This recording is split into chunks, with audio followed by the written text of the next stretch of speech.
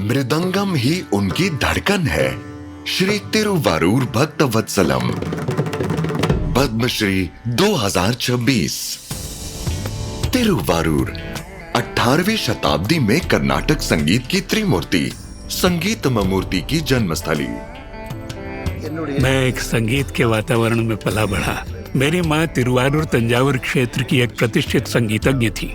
जब मैं केवल 2.5 वर्ष का था तब मुझे पिता की अनुपस्थिति महसूस हुई। कहा जाता है माँ एक पवित्र मंदिर के समान होती हैं, और मेरे जीवन में यह बात पूरी तरह सत्य सिद्ध हुई। मेरी माँ ने अपने 3 भाइयों और हमारी जिम्मेदारी उठाई, छोटे छोटे संगीत कार्यक्रमों में प्रस्तुति देकर। हर सुबह बालक भक्त वत्सलम अपनी माँ आनंद वल्ली की प्रार्थना और भक्ति गीतों की मधुर स्वर लहरियों के साथ जगता था। वो संगीत से मंत्र मुग्ध हो जाता। माँ ने उन्हें संगीत की शिक्षा देना शुरू किया। यही प्रारंभिक शिक्षा उनके जीवन भर की संगीत यात्रा की मजबूत नींव बनी। कुछ ही समय में वे अपनी माँ और मामा के साथ स्थानीय संगीत कार्यक्रमों में संगत करने लगे। मेरे मामा तिरुवारूर कृष्णमूर्ति, मैंने उनसे जिद करके मृदंगम सीखना शुरू किया। वे मुझे सिखाना तो चाहते थे लेकिन हिचकिचाते थे। संगीतकारों की आय नियमित नहीं होती थी।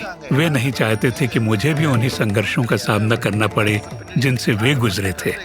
उस समय चेन्नई भारतीय शास्त्रीय संगीत का प्रमुख केंद्र बन चुका था। देश भर के महान विद्वान और कलाकार वहीं आकर बस रहे थे। जब मैं मद्रास आया तब मैं किसी को नहीं जानता था और न ही कोई सहारा था। मेरी माँ मेरे साथ आने में हिचकिचाई।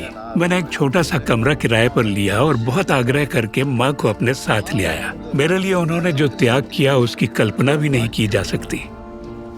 उन्होंने मेरी खातिर उसी छोटे से कमरे में स्वयं को ढाल लिया। हम एक ऐसी बस्ती में रहते थे जहाँ छोटे छोटे घर एक दूसरे से जुड़े हुए। मैं पड़ोसियों को परेशान नहीं करना चाहता था, इसलिए खिड़कियों पर मोटे पर्दे लगाकर कमरे को ध्वनि निरोधित करता और घंटों मृदंगम का अभ्यास करता। लगातार 10 वर्षों तक यही मेरी दिनचर्या रही।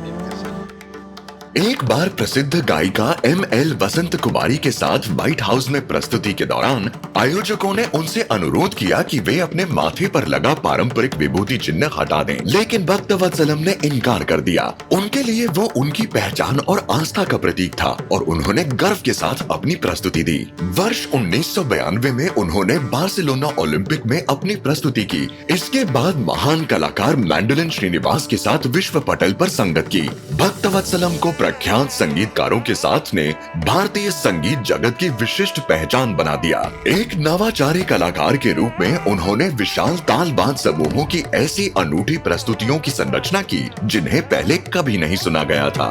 अपनी संस्था लय मधुरा स्कूल ऑफ म्यूजिक के माध्यम से वे 1000 से अधिक शिष्यों को प्रशिक्षित कर चुके हैं।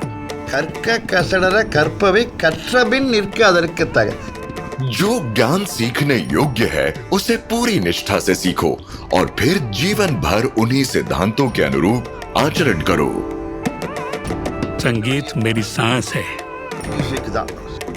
मैं अगले जन्म में भी मृदंगम ही बजाना चाहूंगा।